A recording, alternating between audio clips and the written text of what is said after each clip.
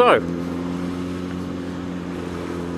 what to talk about after you've had a nice long night up till probably about 5 in the morning.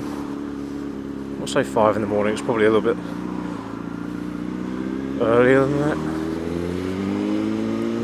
Doing paperworks and last minute bits for meetings, contracts, all that sort of stuff. What do you actually feel like doing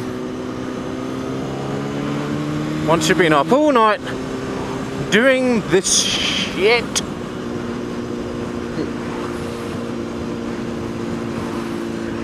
And the best thing to talk about is stuff that annoys you.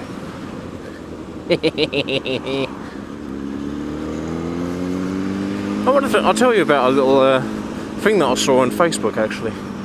There was I'll tell the whole story. We're on a page and you know you get those typical stories, these younger people, and they ask questions that anyone would ask, but it gets taken completely the wrong way, blown completely out of proportion, and it's maybe one of those questions you shouldn't ask so publicly, and it's one of those really simple ones. In the UK we have something called an MOT, and what that involves is it's like a year checkup on your vehicle.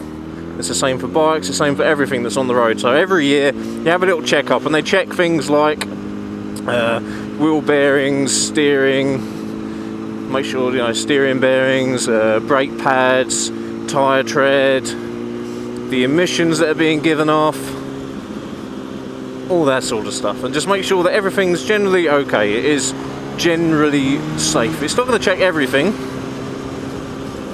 just, you know, the bare essentials. Just the things that will kind of determine if your car's going to be okay in the next year, if you do an okay mileage. Well, anyways, some guy said, oh, where can I take my car for an MOT where it's guaranteed to pass? And obviously the first thing everyone says is, well, not everyone, there's one particular person who is like, oh well, you know, if your car's not fit to be on the road, I hope you crash and die. Which is, you know, a little bit harsh to begin with. He was only sort of, I don't know, 19, 20, and the thing of MOTs is they're frustrating, because if you fail an MOT, you can't get your tax, you can't do your insurance, you have to book another one and sort the problem. And some of it's stuff that, you know, doesn't have to be sorted there and then. But at the same time, MOTs do pick up vehicles that have really bad brakes. I've seen some pictures where people have picked up stuff from MOTs, and some of the cars are in diabolical state. You know, like the brake discs are almost worn away. But no, this person said, you know, I hope you crash and die and all that sort of stuff. And then it went on for a little bit, and this person was saying, oh, you know, blah blah blah, and they escalated it so bad. And then he replied with, oh, that's alright, I hope you and your kids die. And then all of a sudden, the entire group of people that are there, like, oh my god, you shouldn't have said that, that's a horrible thing to say. Oh no, you know, that's a horrible thing to do, wishing someone and their children die and all this sort of stuff. And he's saying it back to the person who made the original statement about him dying. I just found it funny because she walks in and goes, oh well, I hope you die. And then if he replies with, well, I hope you die and your kids. And everyone's like going absolutely mad over it. If you're going to escalate it, he's going to say something. I mean, I did go in there and say, well, to be fair, you did kind of walk in and say to him that he should die. So, what do you expect back? Well, I hope you land in a big cover of cushions. That wasn't a very good thing, but you know, you get the idea. You're not really going to get much else back if you go into a conversation telling someone that they should die. It's just not going to happen. A127 West, slow traffic after A176 at Basildon. I don't even know what the A176 is. What road's that? A176. We're not going on the A127 anyway, so we can just ignore that. We's going on the A13, bruv. London Road, bruv. There's a lot of building works going around here at the moment. I mean, this entire roundabout's been changed. You would have seen it in my earlier videos. It's completely different.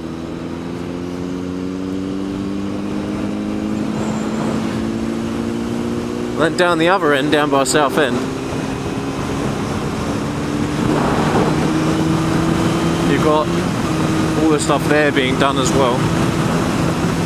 Oh, it's like you can't get away from roadworks at the moment.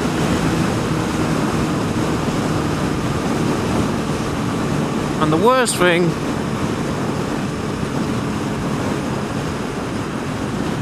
you can do at the moment is be riding your bike in nice cold weather.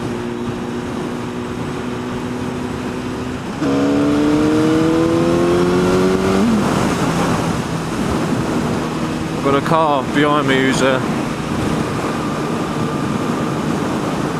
trying to pull into my lane. Well, obviously I didn't want to go anyway because the lorry had just joined there, and that's normally the point where they change into my lane, so I thought I'd make sure first, then speed out of the way, and now they've made room.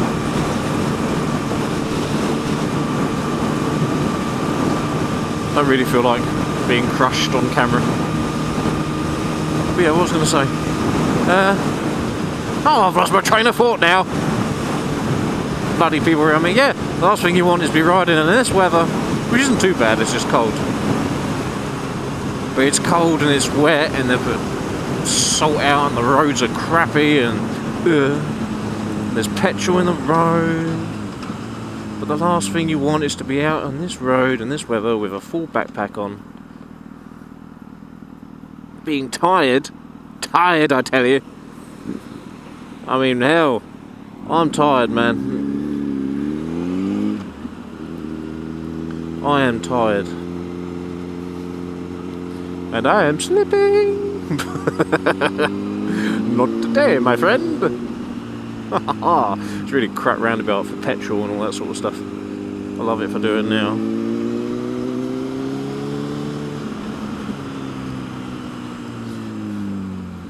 But yeah, really crap day for it.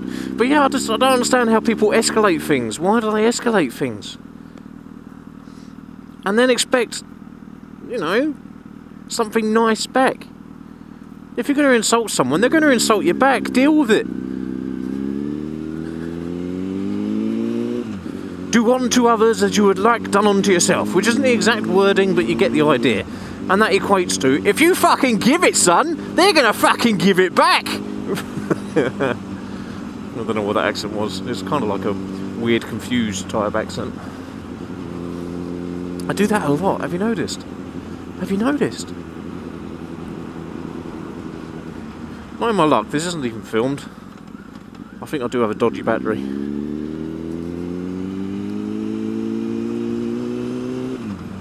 Dodgy. Dodgy.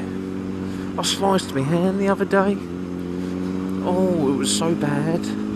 I was drilling into the calipers of the SV650 because the retaining pin, well, not the retaining pin, but anyway, the pins that hold the brake pads in, they were seized like crazy. So one of the things is quite common, it seems. And on SV650.org, which is the one place to go, the one-stop shop for all your SV650 needs. It's a forum, it's got all this sorts of knowledge and you know, how-tos and all that sort of stuff. And one of the things I said is you drill in the caliper from the other side, and you take a drift and you, well, or push, and you hammer the pins out from the other side, which is fair enough, which is, I think makes perfect sense. But obviously I've got a vice. I haven't had a vice in ages, and I've actually got a bench vice, and I viced it as you do, and I was drilling it as you do, and the drill bit snapped as it does, and the drill went into sort of between me thumb and my index finger. Slice. It didn't go all the way through, but it went through a good few layers at the top. You know, like when you split between your toes. It's one of those, but in my hand. Oh, it's annoying. Not even painful. You know, those things aren't even painful. They're just annoying. You move, it's like, ugh, for God's sake. It's like it's been healing. You can feel that it's healed. It's like, oh yeah, it's healed. And then you move. And then it splits again. And you're like, ugh. Hello, Theo. Right, guys. Either way, I'm going to make a move. I've been moving the whole time, but you get the point. I shall talk to you guys like this. Terpin night! Yay, Terpin! I'll talk to you later.